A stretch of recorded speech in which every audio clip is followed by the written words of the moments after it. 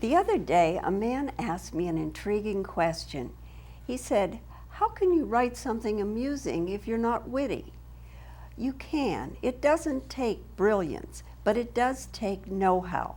Maybe you weren't that toddler who could spout bon mots while you hugged your blankie, but if you learn certain tricks, what you can do is that you can breathe life into your writing. Just a dash of humor here and there is better than a dash of gin. I just finished reading a book by David Duffy called Last to Fold. It's a mystery, and it's a spy mystery set in Manhattan and Russia. Now, the thing that's interesting about it is that the humor is good both in the American characters and the Russian characters, and also the people in Russia, which of course is translated. But the effect was, because of the humor, I wanted to go on to the next page and the next page. And that's what you want with your writing. What are we talking about here? We're talking about quips, spoofing, puns, wisecracks, as long as they're not cruel, and general drollery. Remember, if you aren't a natural, you can always quote. Oscar Wilde said that quotation is a serviceable substitute for wit.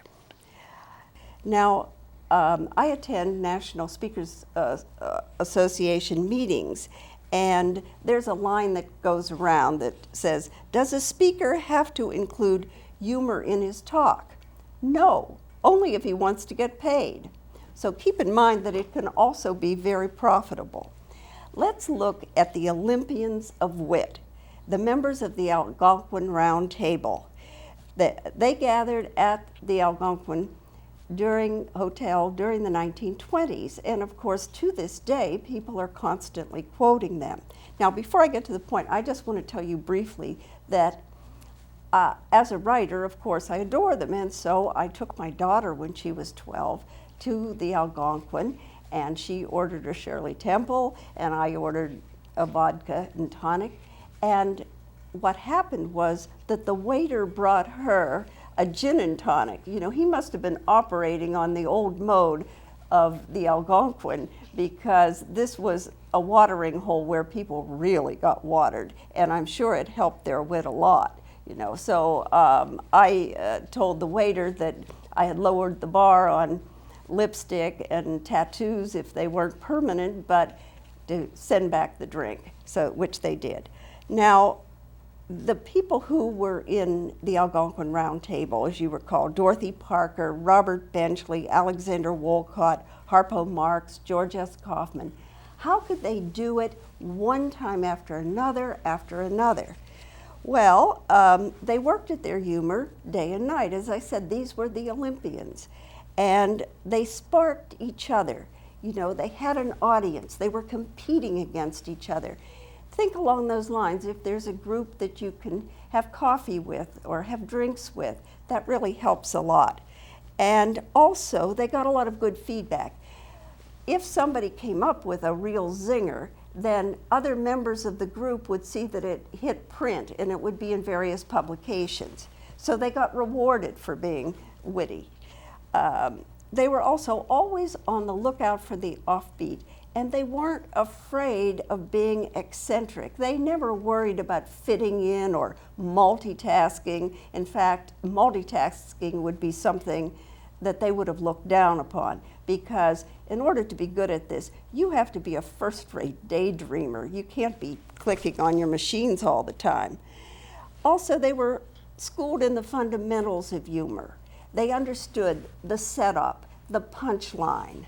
And so even today, people like Woody Allen and Irma Bombeck, when she was alive, she doesn't seem like the kind of person who would study this group, yet she definitely did, because she recognized excellence.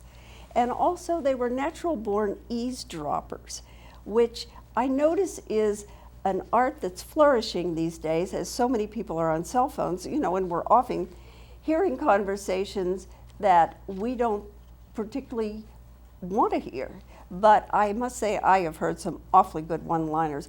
One woman was yelling at her husband on the phone, and she said, "Jesus Christ was an Anglo-Saxon." Now, what prompted that? Keep in mind that good humor is visual. It can be graphic. And an example that comes to mind is Robert Mitchum. When he was trying to convince his wife to marry him, you know, he wanted to convey that he was a star on the rise, and he said, "Marry me and you'll be farting through silk." So you see, wit is always brief and it's succinct. Shakespeare said, "Brevity is the soul of wit." And then Dorothy Parker tried to top him and said, "Brevity is the soul of lingerie." Finally, wit signals to your reader that you have a lighthearted view of life. You're not one of those stodgy people. So I urge you, in closing, to cultivate your tall tales, go over the whole Megillah, think of the yarns that you thought were so funny, set them down and practice them on groups of friends, you know, at parties, etc. Hone your stories and then slip them into your writing. And it'll be a lot livelier and people will really enjoy it.